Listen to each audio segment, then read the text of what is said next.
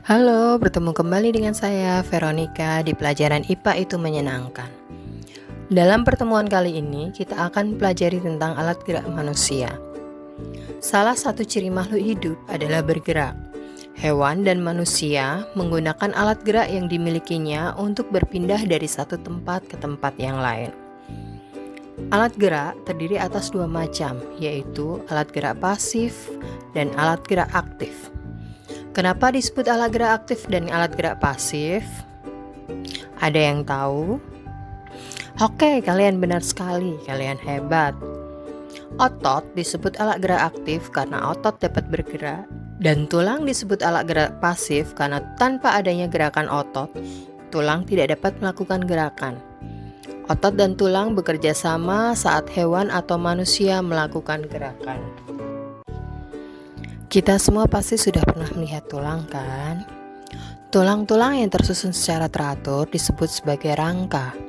Fungsi rangka manusia antara lain 1. Melindungi organ-organ tubuh yang penting. Misalnya, rangka kepala melindungi otak, tulang dada dan tulang rusuk membentuk rongga dada melindungi jantung, paru-paru, dan sebagian alat pencernaan.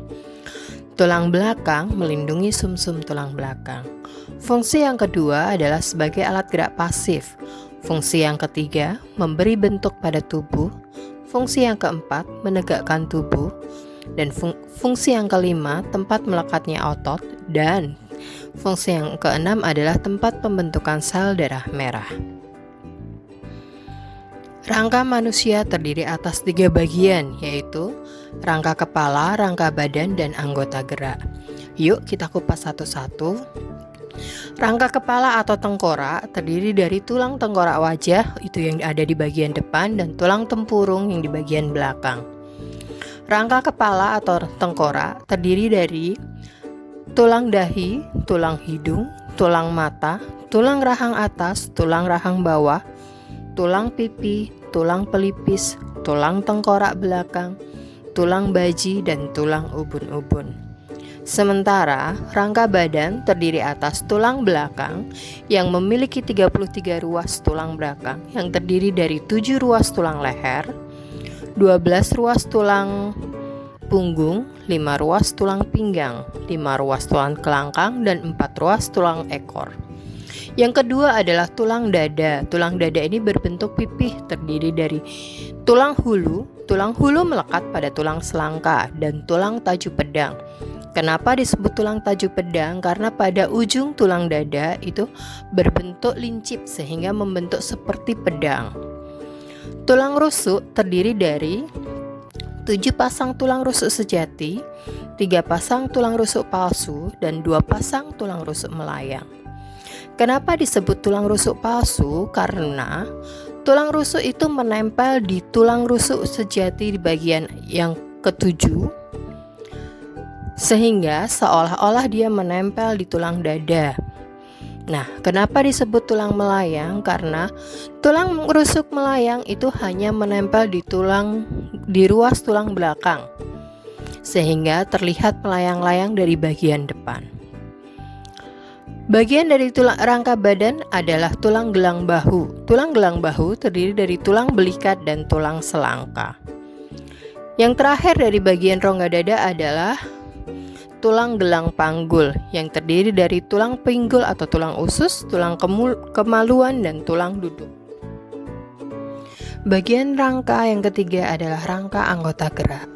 Rangka anggota gerak dibagi menjadi 2 bagian, yaitu anggota gerak atas dan anggota gerak bawah.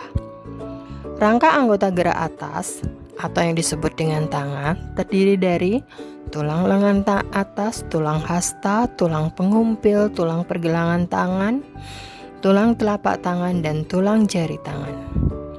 Sedangkan rangka anggota gerak bawah atau kaki terdiri dari tulang paha, tulang tempurung lutut, tulang kering, tulang betis, tulang pergelangan kaki, tulang telapak kaki, dan tulang jari kaki. Berdasarkan bentuk tulang dibedakan menjadi 3, yaitu tulang pipih. Kenapa disebut tulang pipih? Karena berbentuk pipih atau gepeng.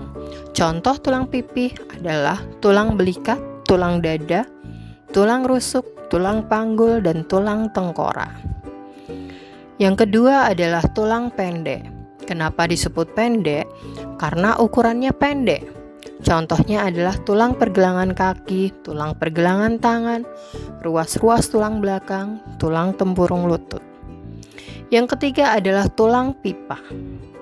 Tulang pipa disebut sebagai tulang pipa karena bentuknya panjang seperti pipa dan bulat. Di bagian pusatnya terdapat rongga besar. Yang terakhir adalah tulang tidak beraturan, yaitu tulang dengan bentuk yang tidak teratur. Dan jenis ini hanya terdapat pada tulang rahang bawah dan tulang belakang. Berdasarkan struktur tulang penyusunnya, tulang dibedakan menjadi dua, yaitu tulang rawan dan tulang keras. Tulang rawan atau kartilago terdiri dari sel-sel tulang rawan yang banyak mengandung zat perekat dan sedikit zat kapur dan bersifat lentur. Tulang rawan banyak terdapat pada anak kecil. Sedangkan pada orang dewasa, tulang rawan terdapat pada hidung, daun telinga, dan persendian. Tulang keras atau osteon yaitu tulang yang mengandung banyak zat kapur dan sedikit zat perekat. Biasanya tulang keras itu bersifat keras.